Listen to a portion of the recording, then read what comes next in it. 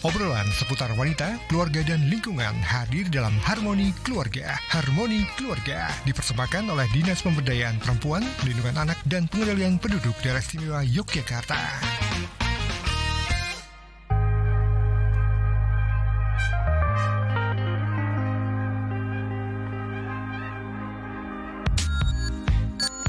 Dari Jalan HM Sangaji 41 Yogyakarta, 101,3 Star FM Inspiring Sound. Selamat siang Star Lovers. Kembali lagi bersama Widya Pradipta di sini dalam Harmoni Keluarga, persembahan dari DP3AP2 atau Dinas Pemberdayaan Perempuan, Perlindungan Anak, dan Pengendalian Penduduk Daerah Istimewa Yogyakarta. Seperti biasa, kita akan membahas tema-tema yang menarik tentu saja ya. Kalau kemarin kita juga sudah mengikuti berbagai macam tema. Nah, kali ini juga tidak kalah menarik temanya, yaitu tentang Cinderella Complex pada remaja. Woi, apa itu ya? Menarik ya gitu. Menarik sekali gitu ya. Kenapa ada sindrom ini? Kemudian cara mengatasinya. Nah, kita akan bahas dengan narasumber yang Star Lovers yang sudah mengikuti via live streaming kita di starjogja.com sudah terlihat gitu ya. Yang pertama yaitu Ibu Erlina Hidayati Sumardi, Kepala Dinas P3P2 DIY. Selamat siang Bu Erlina. Selamat siang Mbak Widya. Selamat siang semua Star Lovers dimanapun berada. Kabar baik ya Ibu ya? Alhamdulillah. Alhamdulillah, semangat terus ya Ibu ya. Iya. Dan yang tidak asing ya, ini selalu ada di sini gitu ya. Mas Bro gitu ya, anggota DPRD DIY, Mas Bro Stefanus Christian Handoko. Selamat siang Mas Bro. Selamat siang semuanya. Sehat ya hari ini ya? Dimanapun sehat ya? berada, sehat dong. Sehat dong, harus sehat ya siang hari ini meskipun cuacanya tidak menentu ini ya. Kayaknya ada yang bocor. Panasnya luar biasa. Oh iya, tadi panas tuh sempat mendung juga di daerah sini ya. Oke. Tema kita hari ini menarik sekali nih Bu Erlina juga Mas Steve gitu ya, karena berkaitan dengan Cinderella Complex gitu ya. Kita tahu Cinderella itu kan salah satu ini ya. Bukan legenda, cerita dongeng anak-anak gitu ya. Apa kayaknya kaitannya? Semua anak tahu ya Mbak ya. Iya. Cinderella. Ini udah dari zaman kecil sampai sekarang Cinderella-nya masih segitu aja ya. Oke. Cinderella Complex ini sendiri itu apa? Nah, kita akan bahas nanti ya. Kita ajak dulu Star Lovers untuk ikutan gabung bersama kami. Mungkin juga punya hal-hal yang kok kayak mirip ya gitu ya dengan yang terjadi nih di lingkungan sehari-hari. Bisa langsung sampaikan aja di 0818621013 atau juga di Instagram kita @starjogja_fm. Kita ke Bu Erlina terlebih dahulu karena membicarakan tentang sindrom Cinderella Complex ya Bu Erlina ya. Ini sindrom seperti apa sih Ibu? Sindrom yang cantik-cantik itu atau gimana gitu? Karena Cinderella gitu ya. Iya, jadi Cinderella Complex ini lebih umum diidap gitu ya. Terjadi di remaja putri. Artinya di usia-usia remaja sampai dewasa awal gitu ya. Karena memang ada peran-peran dari pengasuhan, pola pengasuhan, apalagi di pola pengasuhan yang berbudaya patriarki gitu.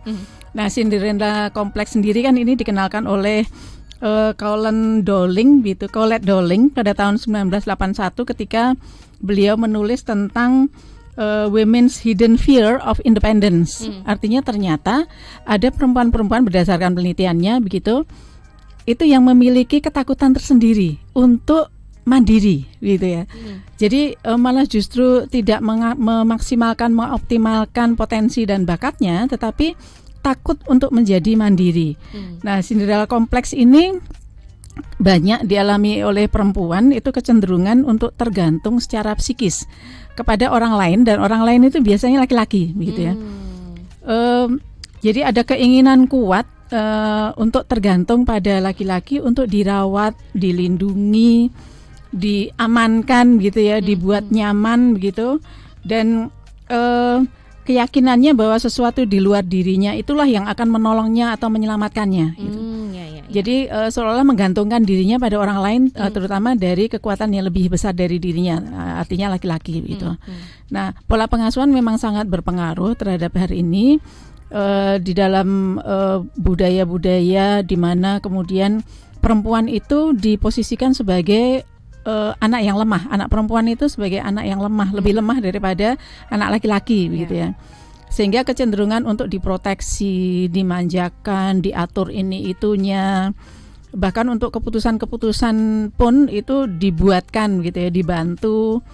Tidak boleh keluar sendiri, bahkan harus ditemani. Ketika ada masalah kemudian dibantu untuk menyelesaikan dan sebagainya. Jadi ini akan berpengaruh nantinya ketika dewasa anak perempuan itu kemudian bisa mengidap Cinderella Complex ini. Nah, sebetulnya setiap anak itu kan dimulai dari ketergantungan laki-laki maupun perempuan begitu. Yeah. Nah, pola pengasuhan itu akan berpengaruh pada anak laki-laki atau anak perempuan itu akan mandiri atau tidak di dalam perkembangannya.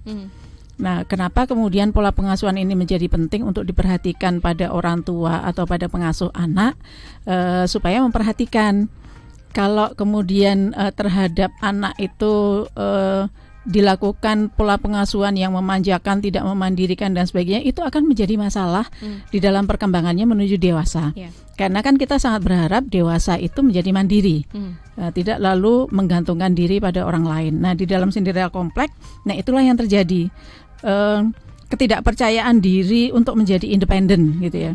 Dan kemudian selalu mengharapkan seseorang itu menyelamatkannya dari segala kesulitan.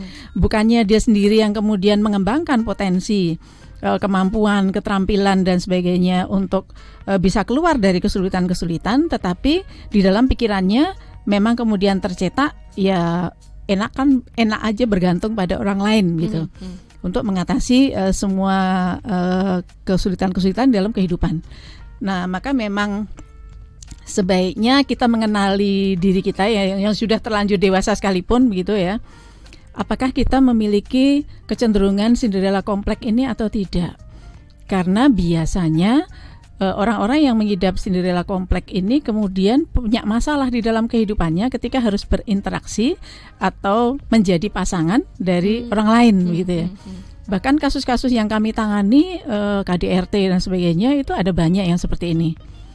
Ketika perempuan yang memang memiliki Cinderella Complex kemudian mendapatkan pasangan yang kebetulan tidak baik begitu ya perilakunya, maka kemudian tetap mempertahankan untuk tetap berada di dalam suatu relasi tanpa ada penyelesaian. Jadi mau saja menjadi korban kekerasan terus-menerus begitu ya.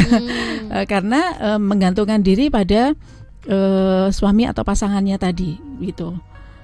Itu mungkin Mbak Widya, nanti akan banyak ya penyebabnya apa, kemudian apa yang harus kita lakukan, apa yang harus dikembangkan dan sebagainya. Iya.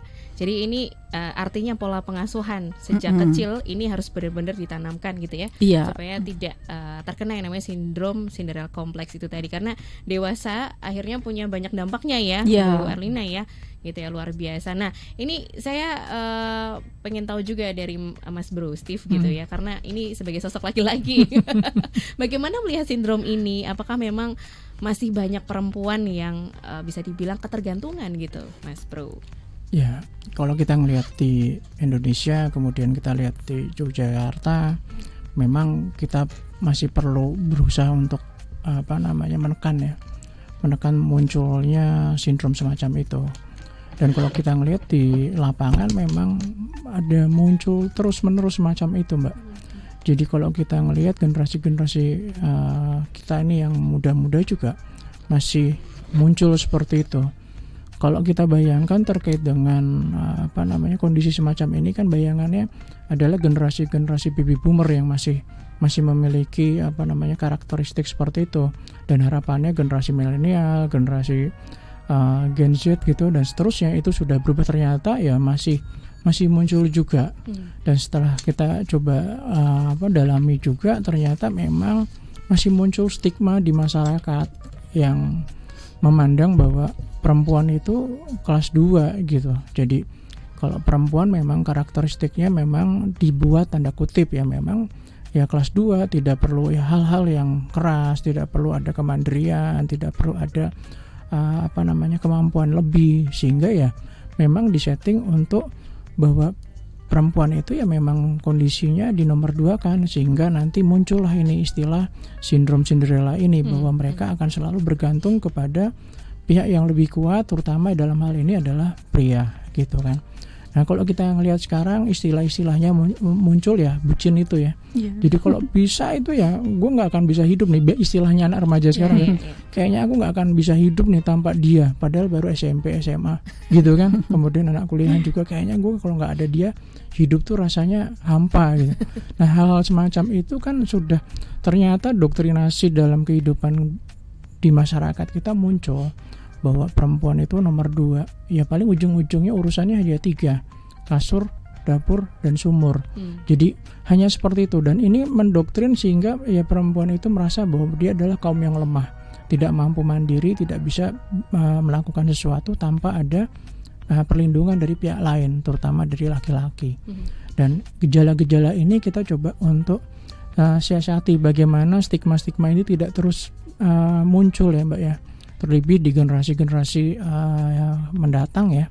Jadi generasi muda-muda kita yang mau menuju ke Indonesia Emas seharusnya ya dalam status persamaan gender yang cukup baik.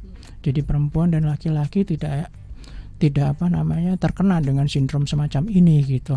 Harapannya terutama yang perempuan juga tidak terlalu ya bergantung gitu.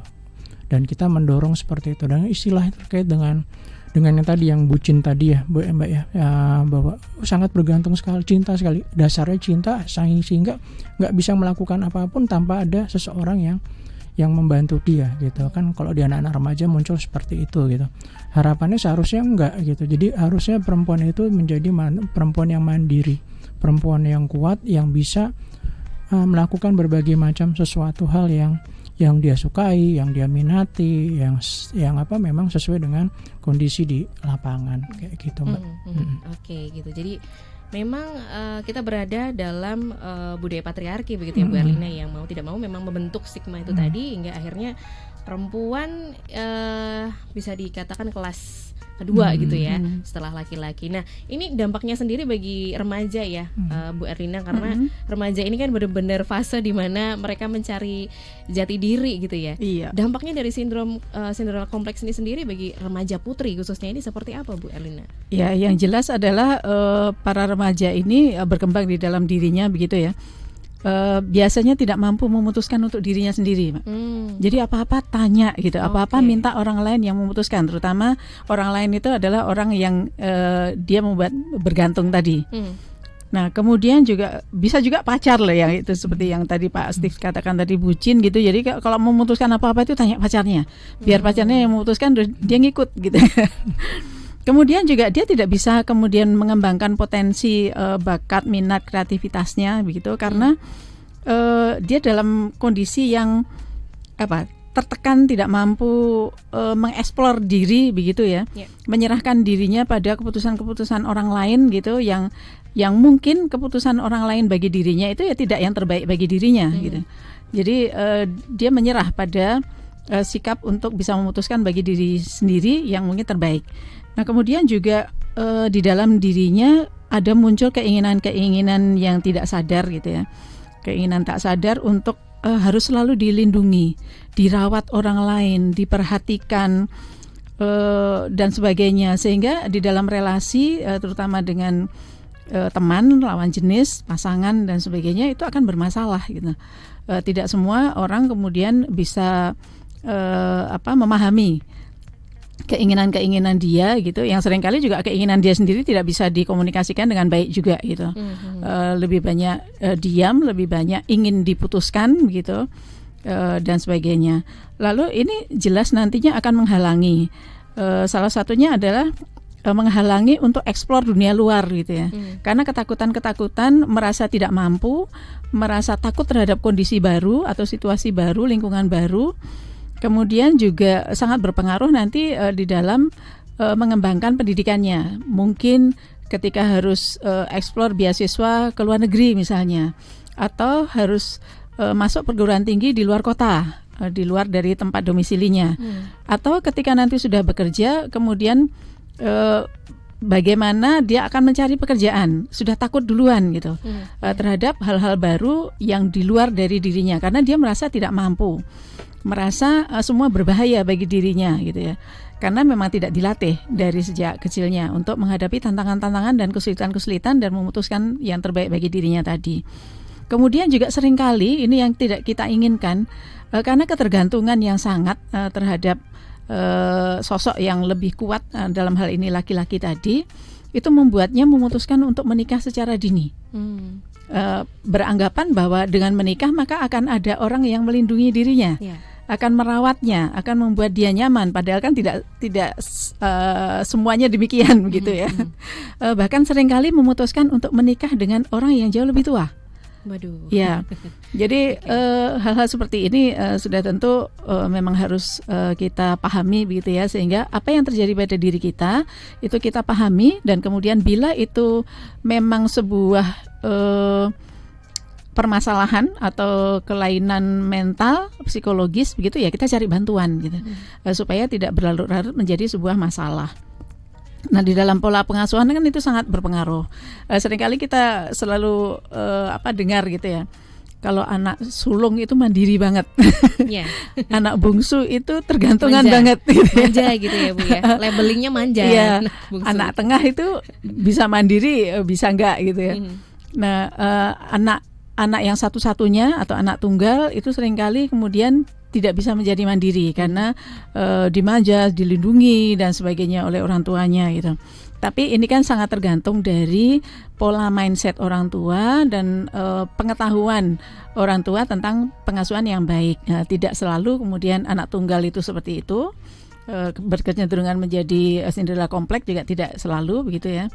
Kemudian anak bungsu juga tidak selalu kemudian tumbuh kecenderungan menjadi Cinderella kompleks. Tetapi memang di dalam penelitian Mbak Widya, kecenderungan anak yang dari keluarga broken home, anak perempuan dari keluarga broken home itu menjadi berkembang Cinderella kompleks itu memang menurut para peneliti memang besar.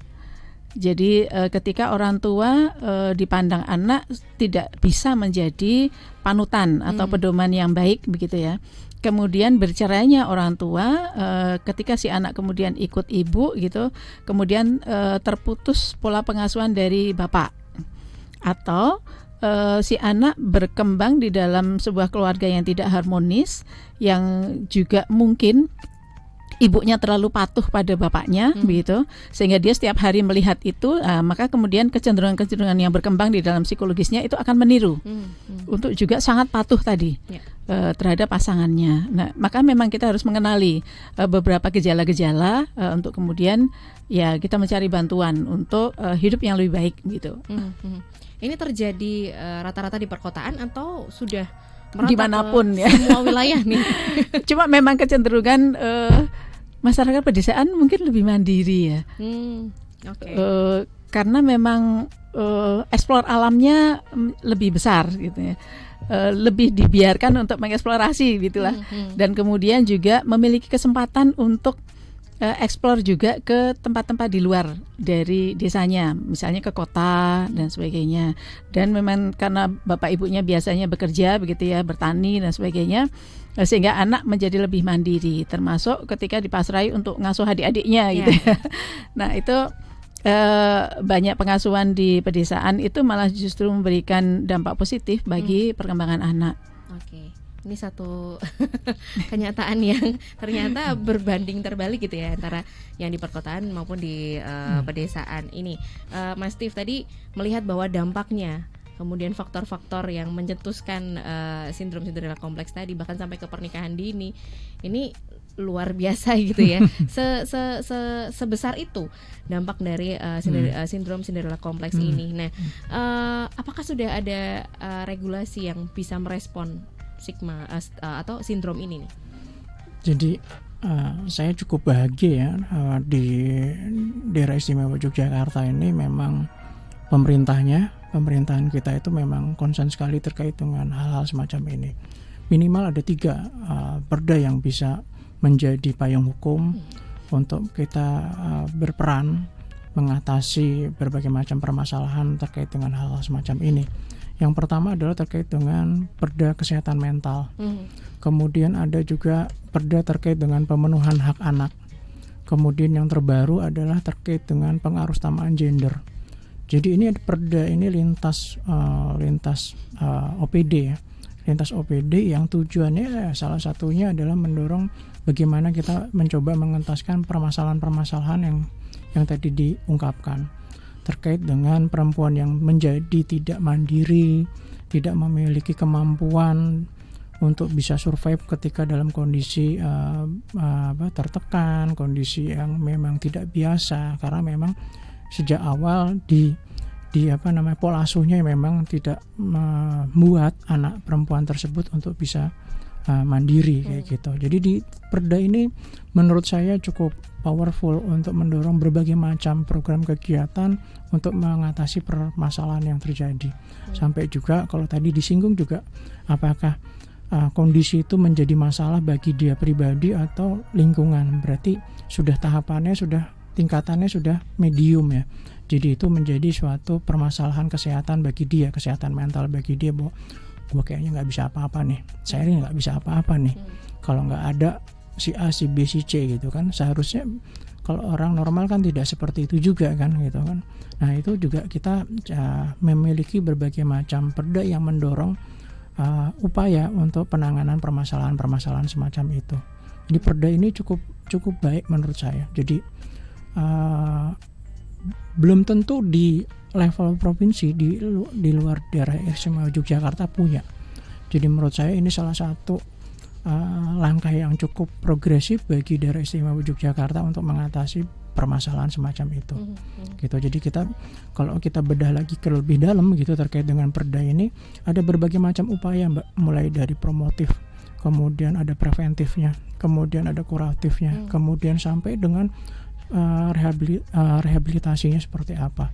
Promotifnya seperti yang kita lakukan bersama ini. Jadi kita mencoba untuk menyadarkan kepada masyarakat, mempromosikan terkait dengan pencegahan. Kondisi ada di lapangan, ada faktanya, ada terjadi. Nah, yuk kita mari-mari bersama-sama untuk bergerak ke arah yang sama.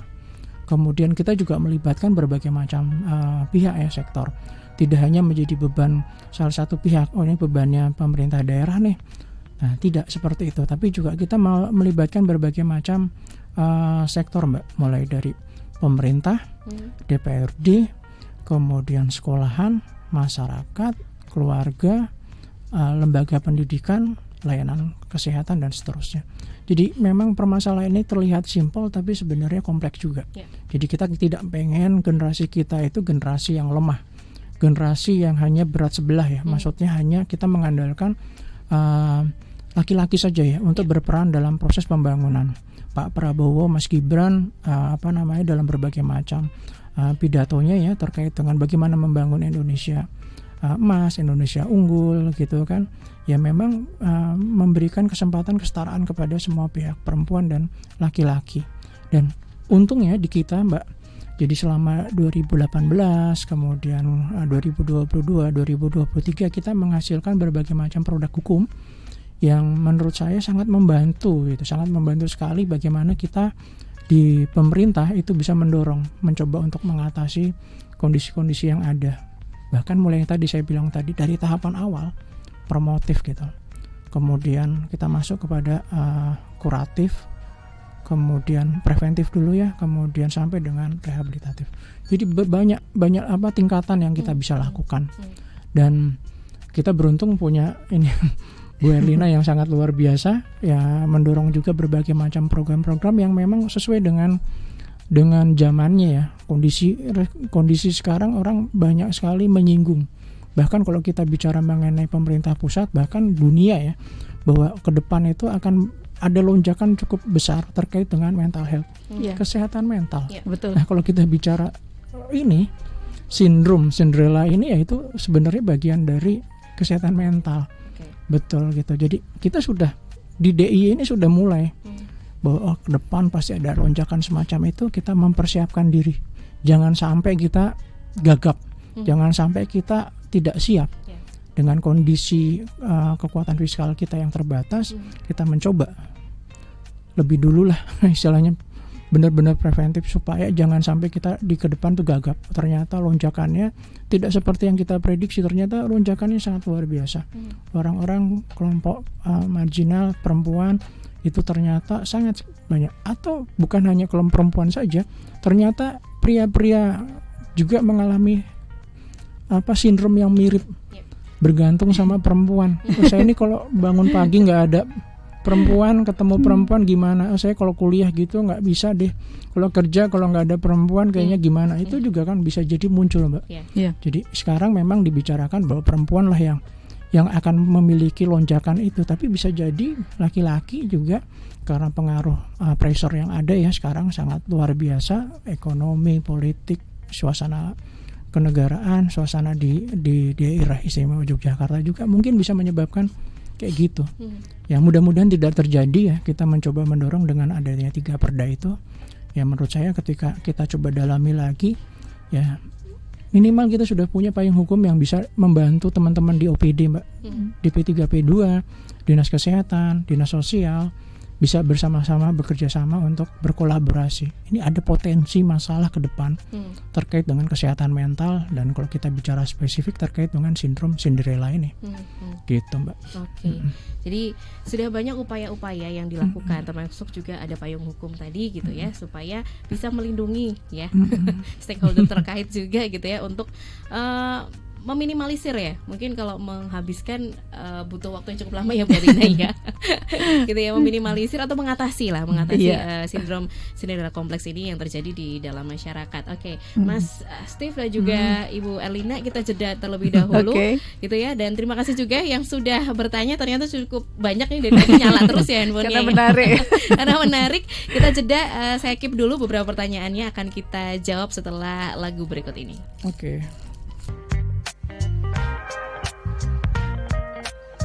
Kita kembali lagi dalam Harmoni Keluarga Star Lovers, dan sudah banyak yang bertanya, terima kasih sekali. Itu artinya memang tema kita ini tema yang sangat dekat begitu ya, Bu Erlina dan juga Mas Bro Steve ini dekat sekali dengan kita. Bahkan mungkin banyak juga orang tua yang curhat colongan nih, bagaimana caranya mengantisipasi gitu, bagaimana caranya supaya bisa lebih dekat dengan putrinya gitu ya. Dan sudah ada beberapa pertanyaan, saya bacakan terlebih dahulu begitu ya. Terima kasih untuk Ibu Murtinah di Kadisoka. Saya mau tanya, ini sebenarnya masalah saudara, tapi saya pengen tanyakan juga terkait dengan tema juga, bahwa punya anak perempuan tunggal gitu ya. Nah, ini bagaimana ya caranya supaya anak putri remaja usia SMA yang sama sekali itu tidak mau belajar karena mengandalkan aplikasi, dan bagaimana juga langkah yang diutamakan di rumah, karena maunya di rumah cuman main HP terus kemudian orang tua juga berupaya untuk antar jemput karena tidak mau kekhawatiran yang berlebihan mungkin ya Bu ya, kekhawatiran nanti pergi sama pacarnya dan sebagainya. Mungkin ada saran nih menarik ini ya. Jadi, Bu Erlina terlebih dahulu nih. Anak tunggal tadi ya, sebagian, artinya sebagian itu memang kemudian orang tua sangat memanjakan, sangat memprotek karena adalah cuma satu-satunya gitu ya. Betul. Takut kalau terjadi sesuatu gitu. Takut kalau gagal pendidikannya, takut kalau gimana-gimana gitu, termasuk dari sisi keamanan, sehingga antar jemput kemana-mana diantar, dijemput, diawasin gitu ya. Sehingga hal-hal seperti ini kalau dilakukan dengan terlalu gitu ya, dan tidak disertai dengan pendidikan atau edukasi untuk kemandirian si anak, memberikan tantangan-tantangan tadi, bahkan memberikan persoalan-persoalan gitu ya, kesulitan-kesulitan yang si anak harus hadapi sendiri misalnya begitu ya.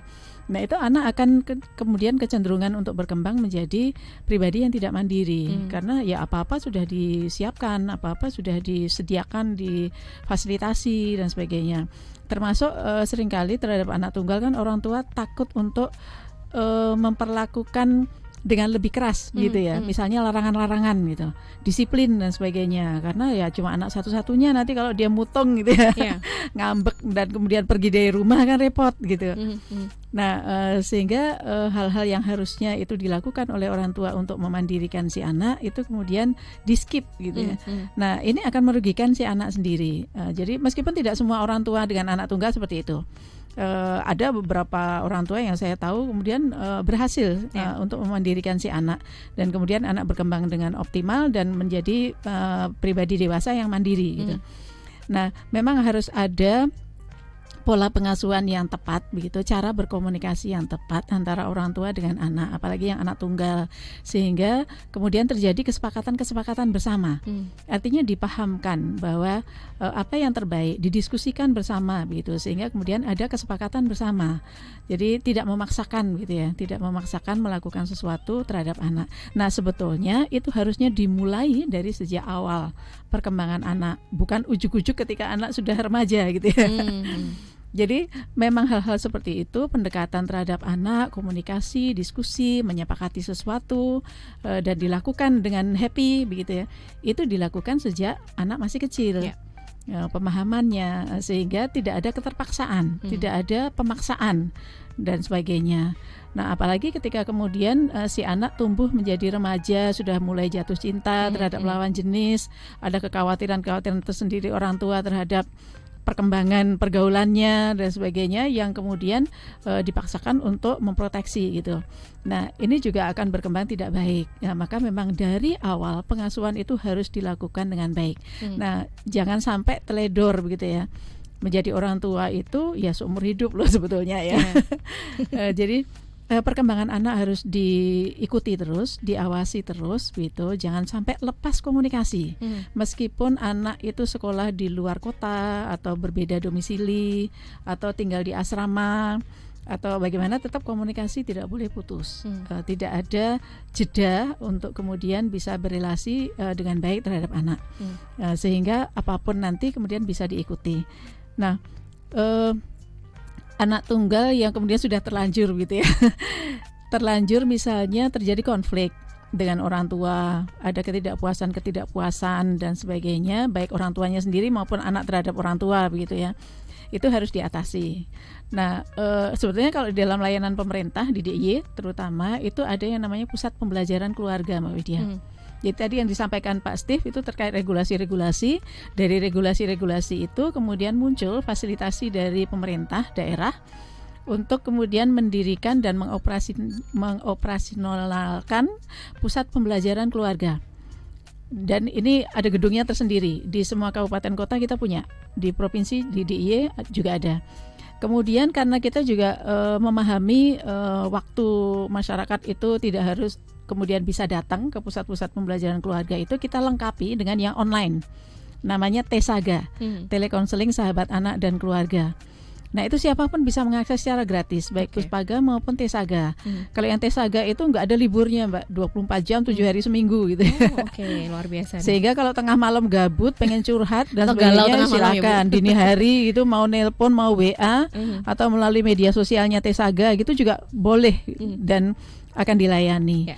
Nah, kemudian permasalahan-permasalahan yang dihadapi tadi itu kan tidak bisa dibiarkan kalau terjadi konflik terus. Maka carilah bantuan. Bisa ke Puspaga ini yang gratis tadi, atau Tesaga untuk curhat online, ataupun ke klinik-klinik psikologi, klinik-klinik psikolog tadi. Karena ini memang harus kemudian kalau sudah terjadi konflik atau ketidakharmonisan komunikasi, memang harus dilakukan konseling, konsultasi. Bahkan bila diperlukan, kalau konfliknya itu sudah sangat memanas gitu ya, memerlukan untuk perubahan perilaku juga harus dilakukan oleh profesional tadi, oleh psikolog, oleh konselor psikologi, tergantung dari berat ringannya. Gitu Mbak, jadi jangan dibiarkan gitu ya. Jangan dibiarkan berlarut-larut. Iya. Mungkin kalau butuh bantuan itu tadi ada pusat pembelajaran keluarga yang bisa dimaksimalkan. Ada Tesaga, ada Puspaga. Googling gampang gitu. Mau domisilinya di mana? Sleman, Gunung Kidul, Kulon Progo, ada semua. Oke.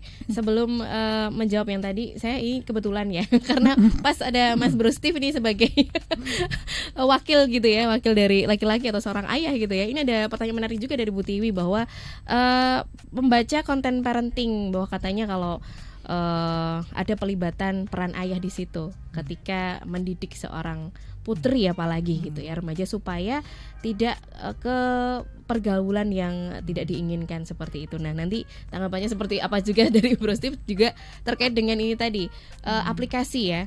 Karena ini pesannya dari Bu Murtina tadi, Mbok, dibantu ini bagaimana caranya supaya aplikasi seperti ini itu bisa diatasi oleh pemerintah dan mungkin ada undang-undangnya juga. Monggo. Oke. Jadi kalau kita bicara mengenai permasalahan semacam ini memang tidak bisa instan ya Mbak. Jadi problemnya ketika kita bicara cara penanganan di dalam keluarga ya, kita ada beberapa tahapan ya. Kalau kita bicara di dalam keluarga inti memang tidak bisa instan. Ketika kita sudah terbiasa dengan gaya komunikasi yang cukup buruk ya, sejak dari balita, kemudian remaja, kemudian muncul tidak trust ya terhadap orang tua, tidak ada rasa nyaman untuk berkomunikasi, maka timbul tadi permasalahan-permasalahan yang terjadi.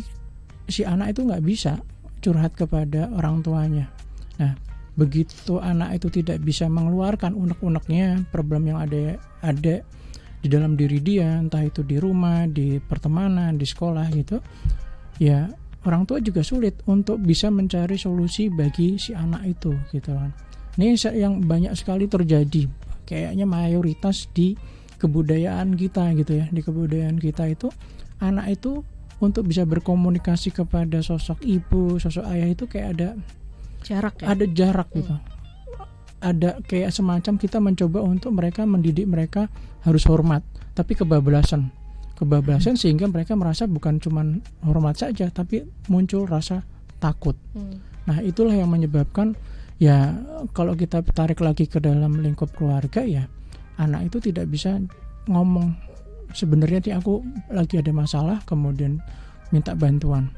Nah, ketika itu terjadi maka ya tadi, apakah ada figur ayah di sana, ada figur yang bisa membantu dia untuk menjadi mandiri? Di situ ada gap, Mbak. Seharusnya kan ketika anak itu dari proses masih kecil ya diberikan pemahaman komunikasi yang baik, kemudian diberikan contoh yang baik, tumbuh kembangnya akan optimal, akan baik seperti yang kita harapkan, menjadi anak yang mandiri gitu kan.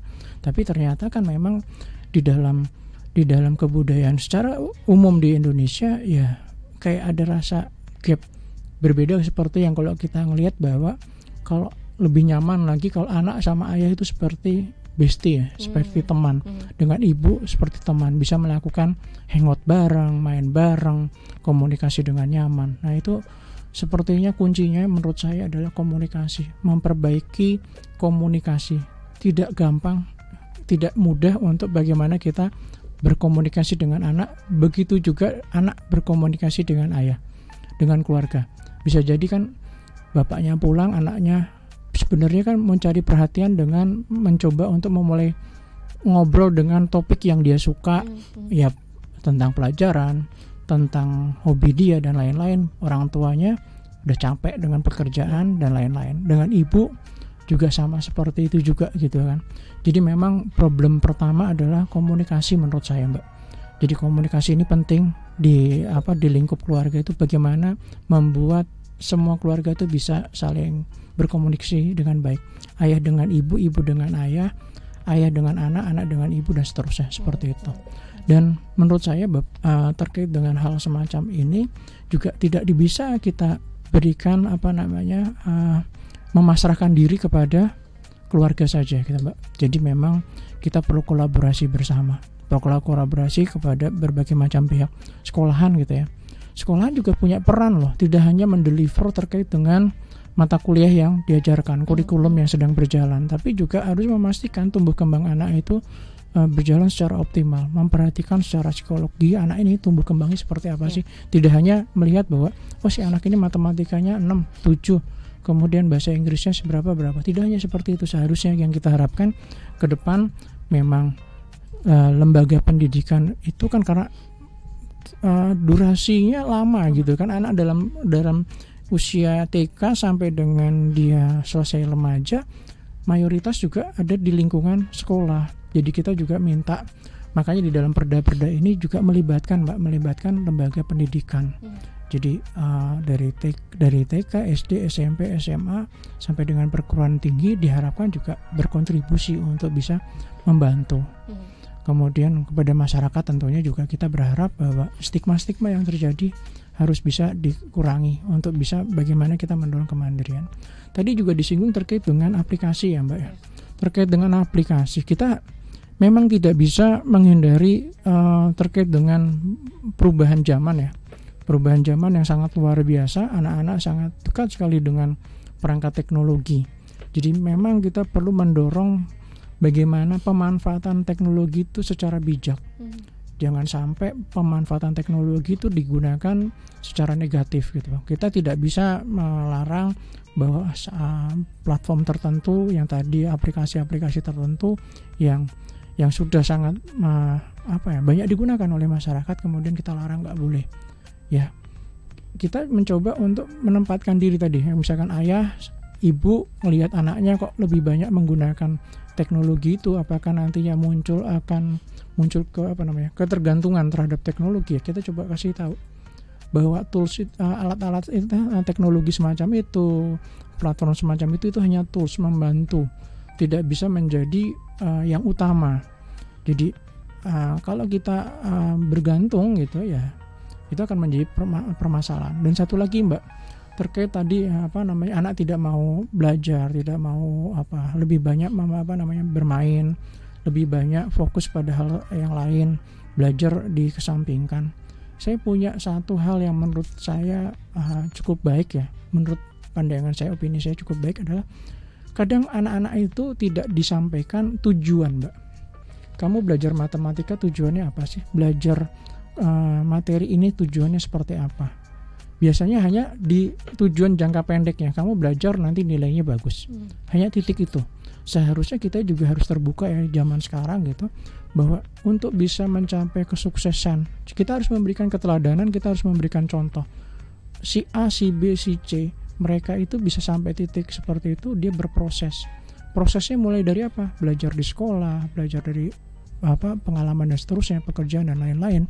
Itu bisa mencapai kesuksesan itu. Tapi kalau kita hanya mendeliver bahwa kamu harus belajar tanpa memberikan tujuan. Anak-anak sekarang kan lebih rasional ya.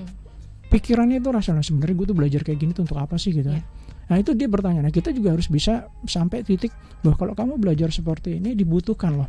Kalau kamu cita-citanya sebagai arsitek, cita-citanya sebagai programming, cita-citanya sebagai orang-orang yang teknikal ya, basic matematika ya harus minimal ya kuat gitu kan. Karena di situ ada perhitungan macam-macam. Kalau kamu pengen di dunia alam gitu ya diperkuatlah pengetahuan alam gitu. Karena relate sekali. Kalau kamu mau jadi peneliti di kelautan gitu ya, minimal paham betul bagaimana kita berenang ya gitu kan. Kamu dipaksa berenang nih, kamu nanti sehat gitu segala macam. Kita nggak bisa memberikan penjelasan pilihan-pilihan hidup di luar sana. Kalau kamu belajar seperti ini, kamu punya potensi untuk bisa A, B, C, D dan seterusnya. Kalau kamu senang belajar fisika, potensi yang bisa kamu dapat nanti adalah seperti ini. Itu bisa memacu, Mbak. Jadi kita berharap bahwa generasi kita itu kita dorong untuk bisa memiliki harapan, Mbak, tujuan. Kalau dia nggak punya, ya sudahlah. Apalagi mereka sudah punya stigma tadi di bawah tadi, bahwa saya ini adalah orang-orang yang terkena sindrom Cinderella. Biarin aja, nanti juga ada suamiku datang, dia orang kaya. Ya kan? Berharap ada pangeran ya. Betul, yang menyelamatkan. Dia itu model gitu. Daripada gue gini, mending gue belajar make up yang cantik gitu kan. Gue nggak usah mikir matematika, nggak usah mikir belajar. Yang penting gue bagaimana muka aku enak dilihat gitu. Mudah-mudahan ada pangeran dari luar sana yang kepleset melihat saya gitu. Itu Mbak, stigma model-model kayak gitu, pemahaman semacam itu memang ya terjadi di tengah-tengah masyarakat kita gitu. Jadi ini memang PR bagi kita semua sih. Jadi kita mendorong berbagai macam pihak untuk ya bekerja sama, berkolaborasi, tidak bisa bekerja sendiri Mbak. Betul. Jadi orang tua juga sekarang juga punya beban berat loh sebenarnya. Dengan kondisi seperti ini kita nggak kebayang bahwa teknologi mempengaruhi semua sektor sampai ke anak kita juga mempengaruhi. Hari, pagi, siang, sore mereka pegang HP kan. Kita nggak bisa nyetop juga. Kita bapak ibu di sekolah kerja dan lain-lain, curi-curi mereka kan bisa jadi seperti itu untuk mengakses berbagai macam-macam. Yang bisa kita lakukan adalah memberi pemahaman ke mereka supaya mereka bijak dalam menggunakan apa yang mereka gunakan. Jangan mengakses ABC. Kita berikan penjelasan dan seterusnya. Seperti itu Mbak. Dan orang tua juga harus belajar terus ya Pak. Iya, nggak bisa Mbak sekarang. Jangan stagnan. Jadi kita pasrahkan hanya ke satu sisi. Ini urusan Pemda, urusan pemerintah, urusan sekolah. Gitu. Kemudian kan kita sudah bayar mahal-mahal ke sekolah. Gitu nggak bisa juga gitu. Jadi memang harus kolaborasi semua pihak. Pemerintah pemerintah dalam hal ini DPR juga berperan ya untuk bagaimana membuat payung hukum juga ya, supaya teman-teman di OPD juga lebih mudah untuk berkreasi terkait dengan program kegiatan dan anggarannya, karena merasa nyaman, sudah ada payung hukumnya kok gitu. Kita bagaimana mendorong masyarakat secara luas juga untuk berkolaborasi. Media juga, harapan kita juga nggak hanya radio ya, mungkin channel-channel yang lain juga mengisi ya, promotif bahwa perempuan itu berdaya loh, perempuan itu berdaya, bisa memiliki potensi gitu. Jangan sampai malah sebagai corong komunikasi secara luas, malah mengkomunikasikan hal yang sebaliknya gitu. Padahal kita perlu kesetaraan untuk membangun daerah istimewa Yogyakarta ini menjadi lebih hebat lagi gitu.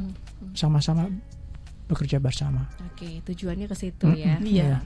Ya, ini bisa disampaikan juga Bu Erlina kepada orang tua gitu ya, untuk bisa lebih memahami terkait dengan sindrom Cinderella kompleks ini. Mungkin saja ini ada orang tua yang sudah, oh iya benar juga ya, melalui siaran kita atau podcast kita di siang hari ini, oh iya benar ya, kalau udah kejadian kayak gini apa ini yang harus dilakukan sebagai orang tua nih. Monggo Bu Erlina.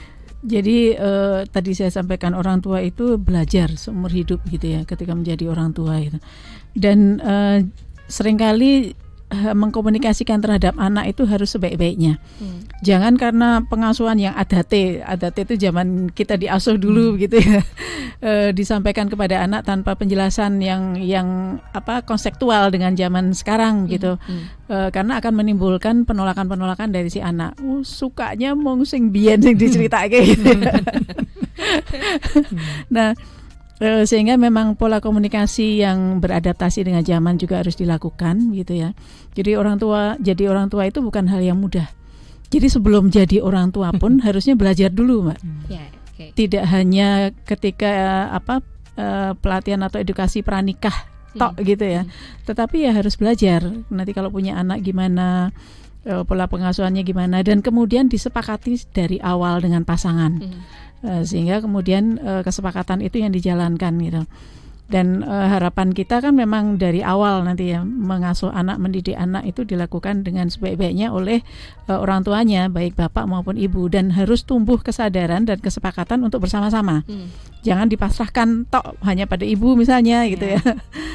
Atau ketika menjadi orang tua tunggal dengan situasi-situasi tertentu, harus juga dilakukan bagaimana supaya menjadi orang tua tunggal itu tetap bisa mengasuh dengan baik. Artinya tetap mendapatkan, si anak tetap mendapatkan bagaimana pengasuhan dari perempuan dan dari laki-laki. Bisa kemudian mendelegasikan begitu ya kepada saudara Pak D,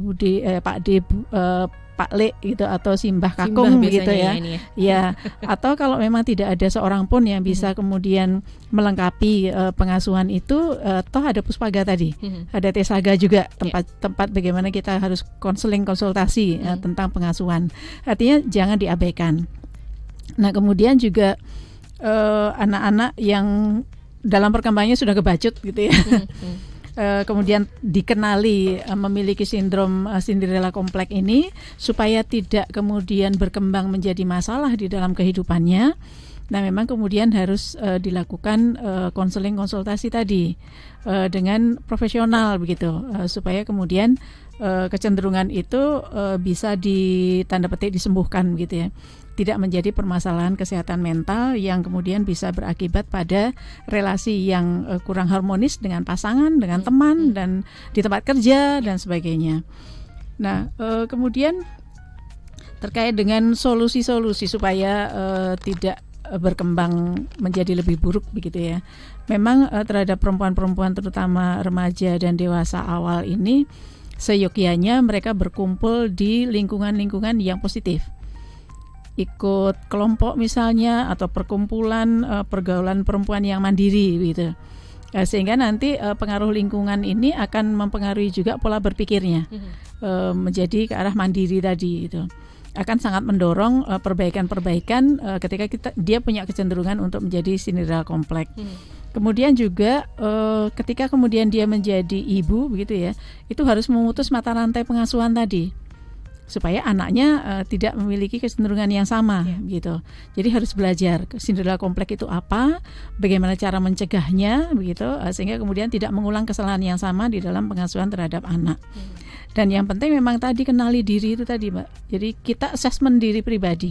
Atau kalau tidak mampu ya kita ke layanan begitu.